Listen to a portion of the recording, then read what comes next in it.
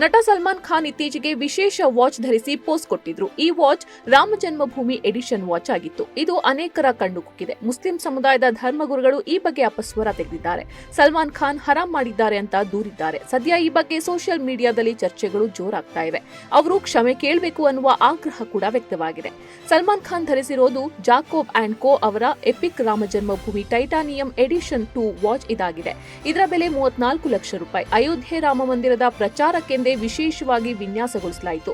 ಈ ಸೀರೀಸ್ನ ಒಂದು ವಾಚ್ ಅನ್ನು ಸಲ್ಮಾನ್ ಖಾನ್ ಧರಿಸಿದ್ರು. ಸಲ್ಮಾನ್ ಖಾನ್ ಮುಸ್ಲಿಂ ಸಮುದಾಯಕ್ಕೆ ಸೇರಿದವರಾಗಿರಬಹುದು, ಆದರೆ ಅವರು ಎಲ್ಲಾ ಧರ್ಮದವರನ್ನು ಗೌರವಿಸುತ್ತಾರೆ. ಸಿನಿಮಾಗಳಲ್ಲಿ ಭಜರಂಗಿ ಪಾತ್ರವನ್ನು ಅವರು ಮಾಡ್ತಾರೆ. ಅದೇ ರೀತಿ ನಿಜ ಜೀವನದಲ್ಲೂ ಅವರು ಎಲ್ಲಾ ದೇವರುಗಳನ್ನ ಸಮಾನವಾಗಿ ಕಾಣ್ತಾರೆ.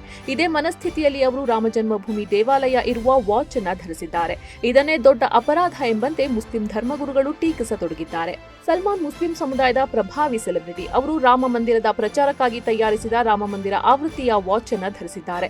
ಮುಸ್ಲಿಂ ಆಗಿರುವಾಗ ಕೈಯಲ್ಲಿ ಅಯೋಧ್ಯೆ ಮಾದರಿಯ ಗಡಿಯಾರವನ್ನು ಧರಿಸೋದು ಹರಾಮ್ ಅಂತ all India Muslim ಜಮಾತ್ನ Maulana Shahabuddin Rajvi ಹೇಳಿರೋದಾಗಿ ಸುದ್ದಿ ಹರಿದಾಡ್ತಿದೆ. ಸಲ್ಮಾನ್ ಖಾನ್ ಭಾರತದಲ್ಲಿ ದೊಡ್ಡ ಸೆಲೆಬ್ರಿಟಿ. ಕೋಟ್ಯಾಂತರ ಅಭಿಮಾನಿಗಳು ಅವರನ್ನ ಹಿಂಬಾಲಿಸುತ್ತಾರೆ. ಹೀಗಿರುವಾಗ ಈ ರೀತಿಯ ವಾಚ್ ಧರಿಸೋದು ಎಷ್ಟು ಸರಿ? ಇದು ಮುಸ್ಲಿಂ ಸಮುದಾಯಕ್ಕೆ ತಪ್ಪು ಸಂದೇಶ. ಸಲ್ಮಾನ್ ಖಾನ್ ಆಗಿರಲಿ ಅಥವಾ ಇನ್ಯಾವುದೇ ಮುಸ್ಲಿಂ ಆಗಿರಲಿ, ರಾಮ ಮಂದಿರ ಅಥವಾ ಯಾವುದೇ ಮುಸ್ಲಿಮೇತರ ವಿಷಯವನ್ನು ಪ್ರಚಾರ ಮಾಡ್ತಾ ಇದ್ರೆ ಅದನ್ನು ಕಾನೂನು ಬಾಹಿರ ಮತ್ತು ಹರಾಮ್ ಅಂತ ಪರಿಗಣಿಸಲಾಗುತ್ತೆ. ಸಲ್ಮಾನ್ ಖಾನ್ ಶರಿಯತ್ ತತ್ವಗಳನ್ನು ಅನುಸರಿಸಬೇಕು ಅಂತ ಒತ್ತಾಯಿಸ್ತೇನೆ ಅಂತ ಮೌಲಾನಾ ಆಗ್ರಹಿಸಿದ್ದಾರೆ.